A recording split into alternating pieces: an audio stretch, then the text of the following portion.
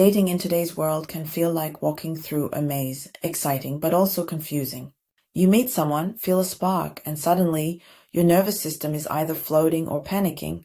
Why? Because love activates our attachment system, the part of us that learned long ago whether connection feels safe or scary. Psychologists identify 4 main attachment styles: secure, anxious preoccupied, fearful-avoidant, and dismissive-avoidant. Each one shapes how we love, text, argue, and commit. In this video, we'll uncover your attachment style, the patterns it creates in dating, and how to move toward secure love, the kind that feels steady, peaceful, and real. Number 1, the secure attachment. Let's start with secure attachment, the emotional blueprint of safety. People with this style are comfortable with both closeness and independence. They communicate their needs directly, set boundaries kindly, and neither chase nor run away. In dating, they don't play games. They choose peace over drama. They can say, "I like you," without letting the fear of rejection define their worth. If you're secure, you've likely had consistent love growing up, or you've healed enough to give that same consistency to yourself.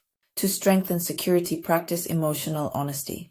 Ask yourself, am I congruent between my feelings, thoughts, and actions? Stay grounded, stay open, because secure attachment isn't perfection, it's regulation. Number 2, the anxious attachment. The overgiver, the overthinker, the heart that feels everything deeply. You crave closeness, yet fear abandonment.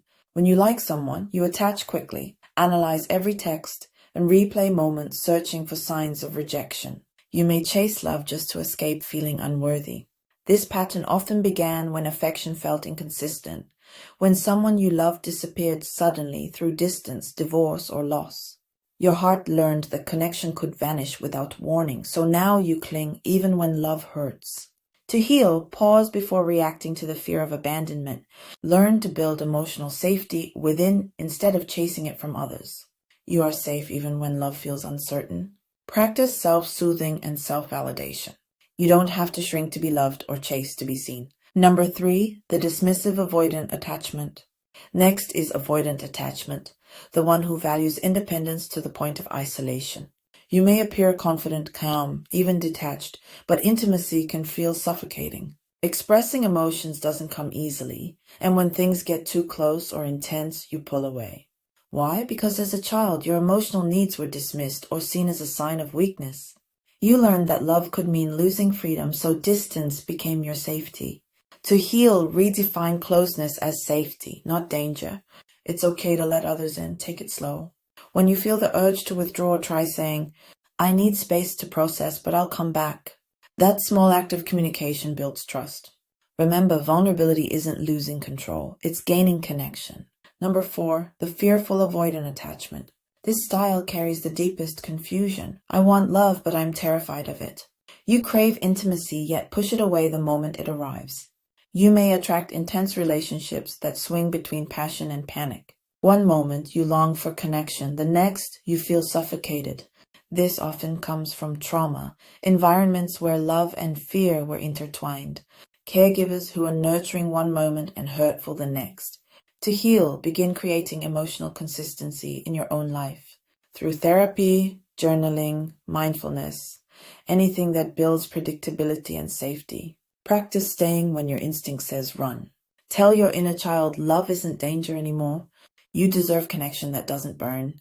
And be mindful to avoid partners with highly anxious attachment, as that pairing can easily recreate chaos and pain. Number 5, the most toxic pair. When an anxious, preoccupied person dates a fearful avoidant, the relationship becomes a storm. One chases love to feel safe, while the other pushes and pulls to stay safe. Their nervous systems trigger each other.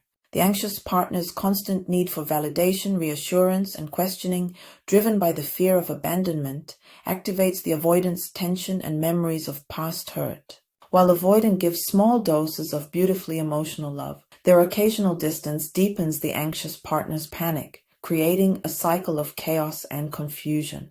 They love each other deeply, but their trauma moves faster than their hearts can catch up. Without healing, it becomes emotional whiplash, high highs, low lows, and endless misunderstanding. If this is you, remember, awareness is the first step. This pairing can work, but only when both partners choose regulation over reaction, healing over habits. Number 6, red flags in this dynamic. Watch for these signs.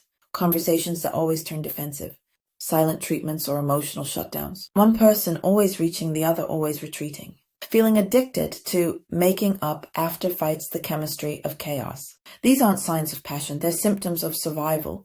If your nervous system feels like a roller coaster, it's not love, it's activation. To make it work, both partners must slow the pattern. Therapy, honest communication, and clear boundaries are essential.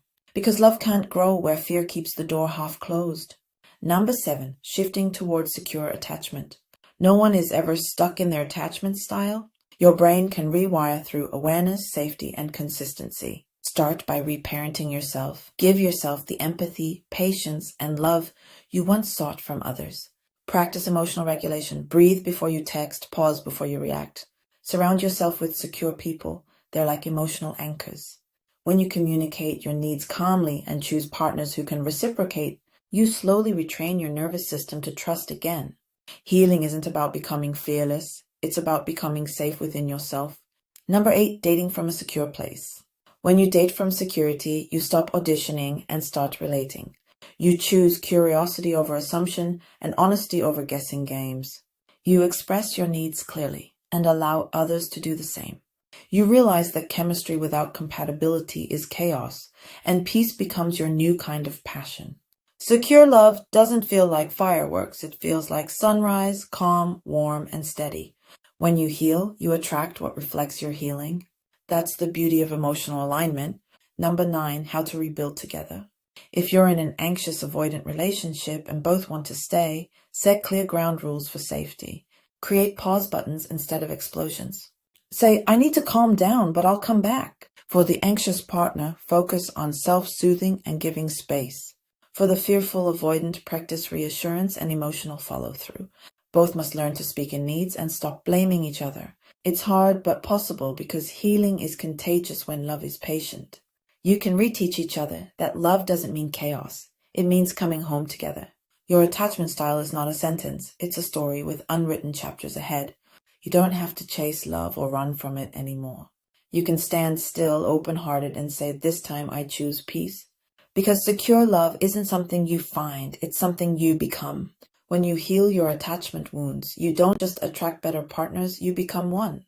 I'm Nori, and my AI twin Nora helps me share these reflections. If this message spoke to you, please like, share, and subscribe for more mindful guidance on love, healing, and emotional freedom. Because when women heal, families heal, and so does the world.